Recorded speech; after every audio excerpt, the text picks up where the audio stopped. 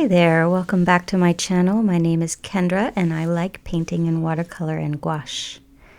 Today we're starting with some maps. You just saw the Olympic Peninsula, now you're seeing a more close in. And this is all important because this is the place where my inspiration photo for today's painting came from. It's called Cape Flattery and it is in the very northwest corner of the continental United States. And in fact, this land is not part of the United States. It belongs to the Makah people who have lived there for tens of thousands of years. So out of all of these beautiful pictures I have, this is the picture I chose to paint, and I'll tell you why. For a long time now, I've been really wanting to paint a painting where the darker colors are on the top and the lighter values are on the bottom. As a compositional technique, I wanted to try this, and I think I'll try it several times. So that's what I saw in the photograph. But there's also some philosophical background to why this was interesting to me, and I want to get into that a bit later on in the video. So you can see here where I'm just working in my sketchbook. This is just a Canson sketchbook, and I'm using my regular colored pencils, Derwent pencils. I got a pack of 24, and that works out pretty well for most of the things that I need. And I'm working out the composition and trying to figure out where I might go with this painting before I get paints on the page. And here I have my palette out, and I'm trying to really be selective about my colors. So these colors that I'm putting on are New Gamboge. It's a Winsor & Newton watercolor. Its pigments are PY 150 and PR 209. Then I'm using an M-gram cerulean, and its pigment color is a PB 36. There's an M-gram Pyrrole Red, PR 254, and an M-gram Ivory Black, PBK 9. Now up here on the top, I'm playing around with something I bought very recently. It's Artgraf Pigmented Tailor Chalks by Viarco. I bought the watercolor set, which has 6 colors, and I've just pulled out only 3 here. They're very interesting. Now you see I'm using one of them right here to make the first marks on my watercolor paper. I'm using a piece of paper towel to hold on to it because otherwise my hands will get all, I would say chalky, but it's not actually chalk. They're calling it tailor chalk because of the shape. It's the shape of the chalk that we use if we're tracing a pattern onto a piece of fabric. But it really is more like gouache. It has a little bit of transparency, but it has that kind of thickness. And something strange about it is it has kind of a not a nice smell. Maybe I'm just sensitive to those things, but the watercolors I use don't really have any kind of a smell. But the pigmented tailor chalks had a bit of a smell, enough that I felt like opening up my window after painting with them for a little while. But what I really like about it is that it gives me a different kind of line because, of course, the shape is this big square. It made me think about, what if I just took some gouache and dried it into a different shape? Like, I don't know if you've ever done this before, but with my kids when they were small and they would break crayons, you know how kids are, like they're holding a crayon. Even me, when I'm holding a crayon, I'll break it. If you tear off all the paper, you can melt it down into a silicone mold and then have a whole new crayon.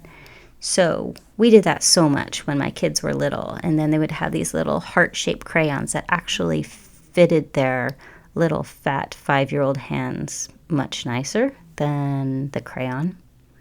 Anyway, I was wondering about that, about if I could do that with my gouache paints, just squirt some out into a shape and then see if I could get some different marks the same way as this has provided some different kinds of marks. So you see me here, I'm trying to really kind of dirty up the surface. I'm trying to just get some lines down. I know that it should be all all horizontal, because this is the eroding, cliffside at Cape Flattery. And you can see, of course, all of the exposed layers of earth from probably more than 1,000 years. And so there's reds, like the red I just put in. There's lots of browns and yellows that come, of course, from the different deposits that were left there at different times in our history. So at this point, I'm still looking at my image, if you remember that image from the beginning, but I'm starting to look more towards my sketch in my sketchbook for information. At some point in here, I stop looking at the inspiration altogether, and I'm just only looking at the painting, which is where I like to be. It has taken me a lot of years to get to the place where I'm just looking at my own painting and deciding what happens next, without being a slave to the inspiration picture. I don't think I'm alone with that. I know a lot of people who struggle with that. They don't want to make a copy of the picture that they're using, but it's really hard to break out and just sort of let your own brain take over and decide what should be next. So there's some more of those color and special kind of markings that come from that pigmented tailor chalk by Viarco. And then I'm picking up selective colors. Right there you just saw another special palette, which is my yogurt container lid. And I've only put on the cerulean and the new gamboge because right now I'm mixing up some greens. And so what I want is a great variety of darker greens and more yellow greens, because I'm going to start in with those grasses. And of course, those grasses, just like every grass, they have so many colors in them. If you really look, you'll see yellows, you'll almost see purples, you'll see whites. And so I'm starting out by just laying down some different greens, and I'm going to lay down some more yellowy greens, and I'm going to try and pay attention to the shape of the mass of the grasses. So over to the left side of the painting, it's like a taller grass, and on the right side it's like shorter grasses. But these are going to get a lot of attention, a lot of different attention. So this is just the first pass, just to get some colors down.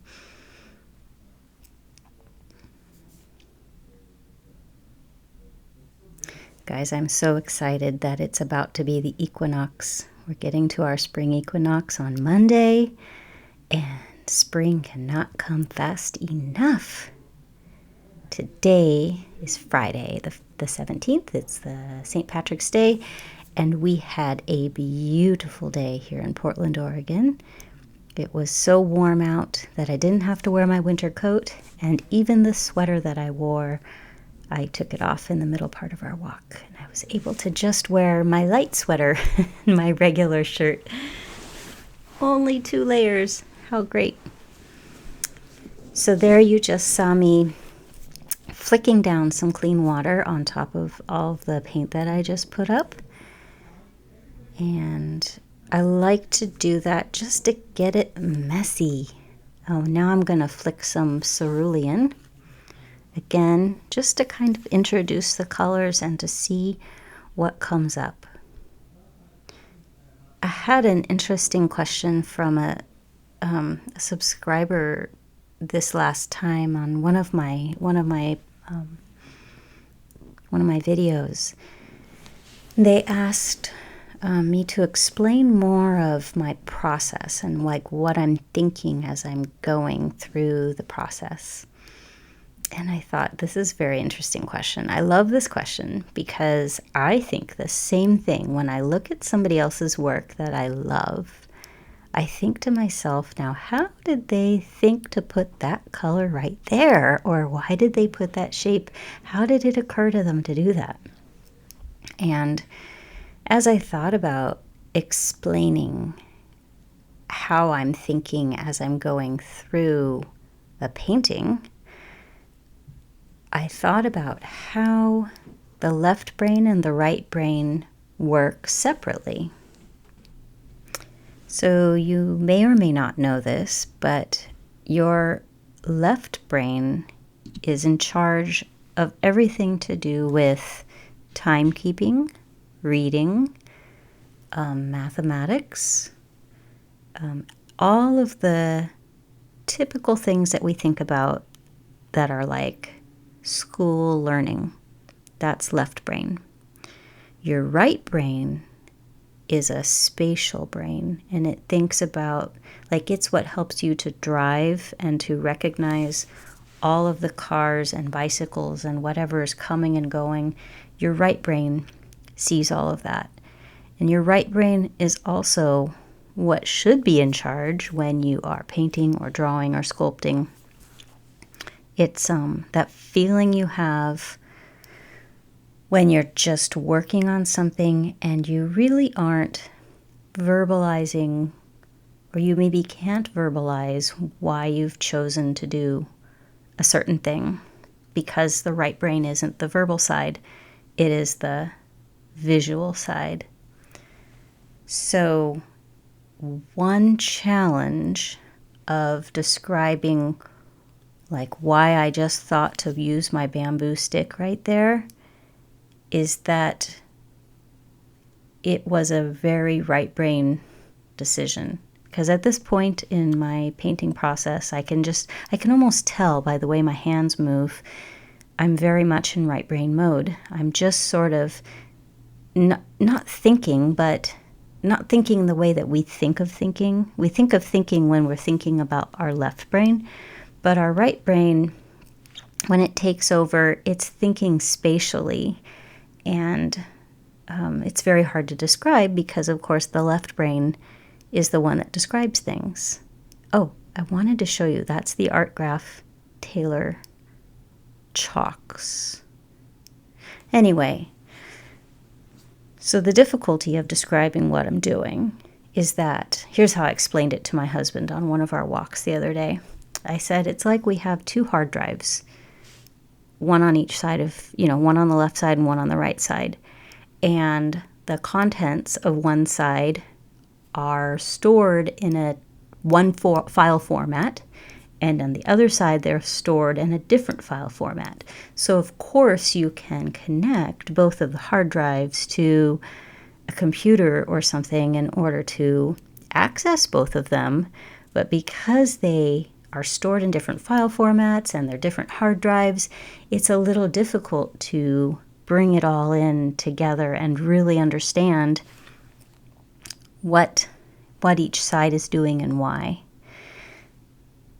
So all that to say, it's never going to be perfect. Somebody's explanation of what they're doing in visual arts is going to be a bit mysterious, and I think that's the reason why. I think it's because of the translation that gets lost between the right brain that's doing the work and the left brain that is the one that's going to use the language to describe what's being done.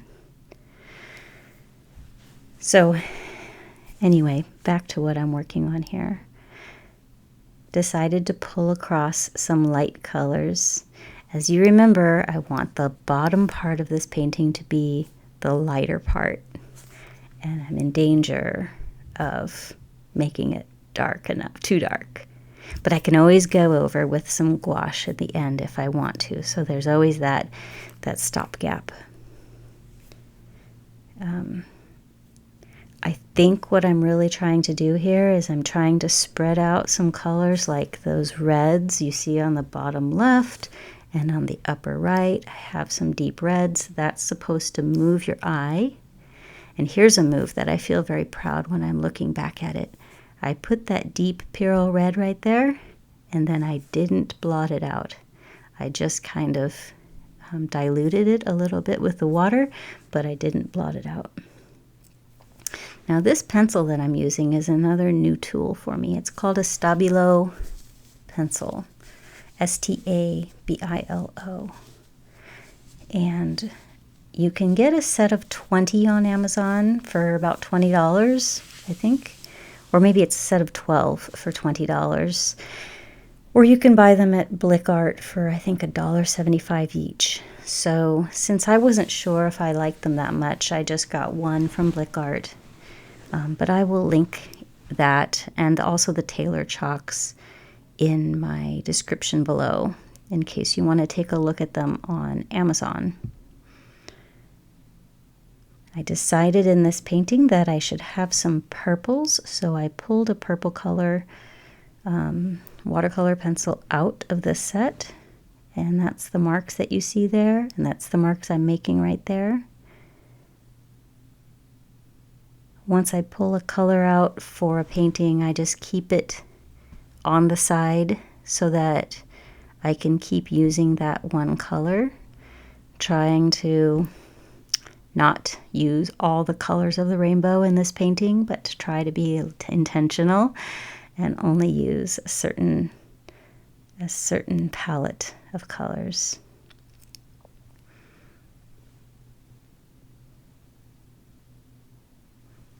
So I'm going in it feels rather slowly as I watch myself. And by the way, this whole video is at 2 times the speed, so I don't color that fast. It's a very slow process.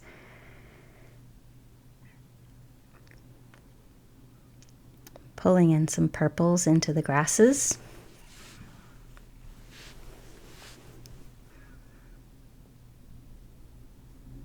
The challenge that I'm going to have is that when I start to draw the vertical lines up behind the grasses to keep the lighter colored grasses visible in the front.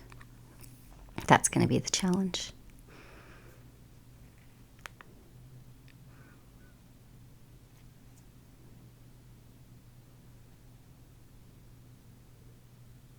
This is a technique that I like to use, and I find that I'm using it in most of my paintings these days.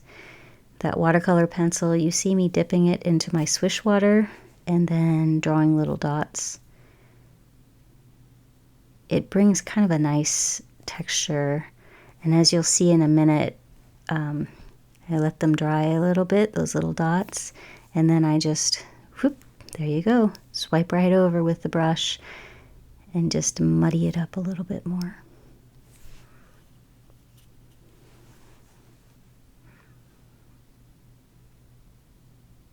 Okay, here we go. Now I'm going to start to bring in some of the dark colors to the top. I'm going to draw some lines first with that Stabilo pencil. It's a very smooth pigment. It's really great. One thing I'll tell you is that with my regular watercolor pencils, I find that the lead breaks more often than I would like, especially on the black pencil, which is the one that I use the most often. But this Stabilo pencil is a very smooth lead, and maybe it's maybe it's more about the wood around the lead, but whatever it is, well, it hasn't broken yet, and it doesn't feel like the type of pencil that's going to break the lead on me. So that's a real plus. And you can dip it in water just like any other thing and get a really loose line, or if you're drawing through wetted paper, you're going to get a great line. This paper is also new to me. I decided to try buying an entire roll of watercolor paper. I really like working with Arch's cold press, and this paper comes in a big roll, costs $220, and it's 51 inches long, and then you can roll it out 10 yards. So it's a lot of paper. It'll last me probably 2 years. But why I wanted to try it is because the weight is 156 pound. And the typical weight of the lighter weight choice of watercolor paper is 140 pound, which is fine for most things. But I throw a lot of water onto my paintings, and I've tried using 300 pound paper, which is fine, but that's very thick paper, and something about it is because it costs a little bit more, it feels a little bit precious. So I feel like I have to really bring my A game, and I can't just try things out on my 300 pound paper. It's kind of silly, but this 156 pound paper is just a little bit thicker than the 140, and I am not feeling worried about, because I have such a huge roll now, I feel like I just need to get going and paint up that whole roll of paper. So what happens is when you buy watercolor on a great big roll like that is you have to cut it, right? And I cut it with an X-Acto blade and my metal straight edge onto my mats. I have these mats that I used to use for making architectural models. So I cut a long strip, 12 inches wide, and then of course it's all curvy. It's all curved on the shape of the roll that it was on. So for these four, because I made four 12 by 12 papers, I ironed them with my iron. So I just put a clean towel underneath and a clean towel over the top, made sure my iron had plenty of water in it, and I just steamed them. And then I set some heavy books on top of the whole stack and left it there overnight. And they dried as flat as, what's flat? As flat as a pancake. Now you see me getting a little bit more ambitious, and I'm putting in a little bit more deeper colors. Again, risking my lighter on the bottom kind of a situation, but can't help myself. There's a lot of colors in that cliff edge.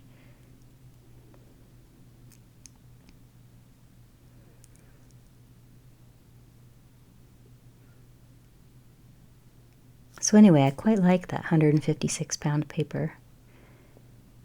And then there's the philosophical thought that I had, that I mentioned at the very beginning of this video. So I've been thinking lately about how starting with a white paper is kind of a lie. And here's why. Nothing is really ever brand new and white and without blemishes. Not that it have to be white. Even a black sheet of paper or a brown sheet of paper, they're all paper without any blemishes. And I feel that is it is not life, right? Because even a baby that is born is not new. A baby that is born has all the history of her parents. She has all of the feelings and the food and nutrition that her mother took in while she was gestating. Even there's intergenerational trauma that comes with all of us. And so even a baby isn't new. And so neither is a white sheet of paper. And I know that a lot of us, artists and writers, we get a little bit paralyzed by the white sheet of paper. And so what I've been thinking about is how, well, since that's not really true, it's not true that it's a clean white sheet of paper, like that there should be no fear in getting it started. Because it's a lie to start with. Does that make sense? I don't know. it makes sense to me, and it's something that I've been thinking about as I've been working on this painting. Maybe because I'm looking at layers and layers of earth, you know, and all of the grasses that I know at this very moment are all dead and dying, and brand new ones are coming up. But anyway, the white sheet, it's a lie, so just go for it. If you have a white sheet of paper, just get it messy and then get it started. Respond to whatever there is. Now what's coming up here is a little bit exciting for me, because you see over on the other side, on the left side, as I've started to draw those vertical shapes, right, that may evoke trees or whatever, I put down some solid colors. But here I decided to let paint drip down the page. And this is, I think, how I'm going to do the rest of the vertical lines, because it's really exciting to just watch that paint drip down the page and make its own lines.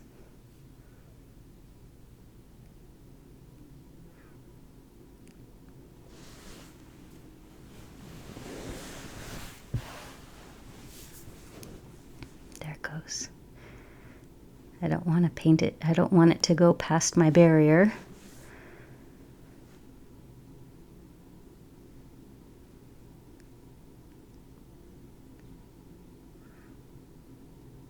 But I have it dripping and I'm thinking of what to do next. Introducing a real dark charcoaly, well, I would call it a gray, but you know that it's black. It's the ivory black from Artgraf.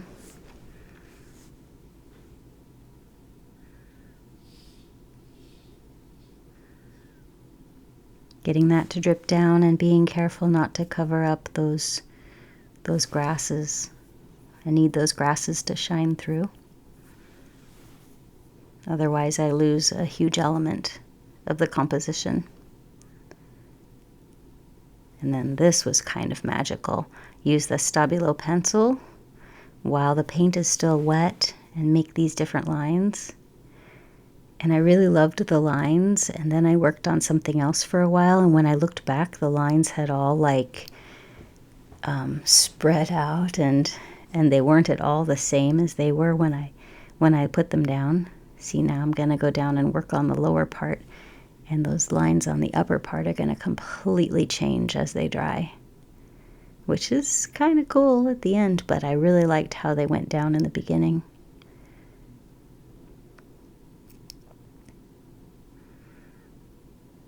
So I want to drip that paint some more. I thought, oh, this looks like a perfect place to drip. And again, you know, this is my left brain trying to describe what my right brain was doing, so it's not very perfect. When I get into the flow, like you see me in the flow here of my painting, I try to just go with every impulse that comes by, and I keep all of my materials just right there, so that, you know, if I want to reach for those tailor chalks again, there they are. If I want to reach for the Stabilo pencil, there it is. If I want those watercolor pencils, they're just all right there, so that I don't have to think, oh, I better go get that. I just keep everything right in arm's reach.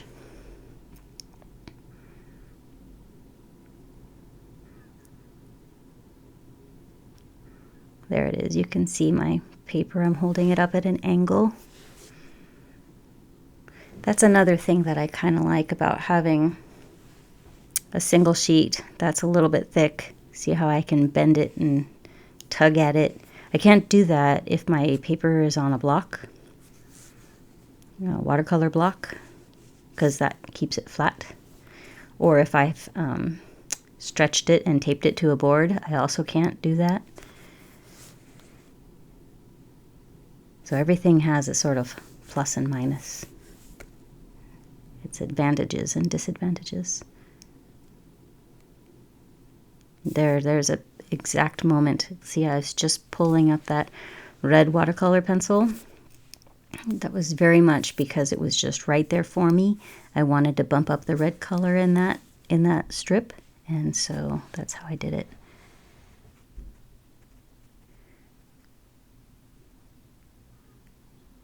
I thought some purples would be good up into this area, so I just went for it. Now, this painting is, I think by the time I finish this video, I would say it's about 30% of the way finished. So it still needs quite a bit more work. But it's well begun. I really like it when a painting is at this stage because I look forward to getting into it the next day. It's easy to enter into a painting that's begun this way, that is sort of in the middle of the progress. It's harder for me to start a painting, and it's also harder at the very end, because at the very end there's a lot of looking at it and trying to decide where to put accents and trying to decide if it's finished. So I think we're coming right up here to the end of this video. Thank you so much for staying with me all the way till the end. Have a great weekend. I'll see you next week. Bye.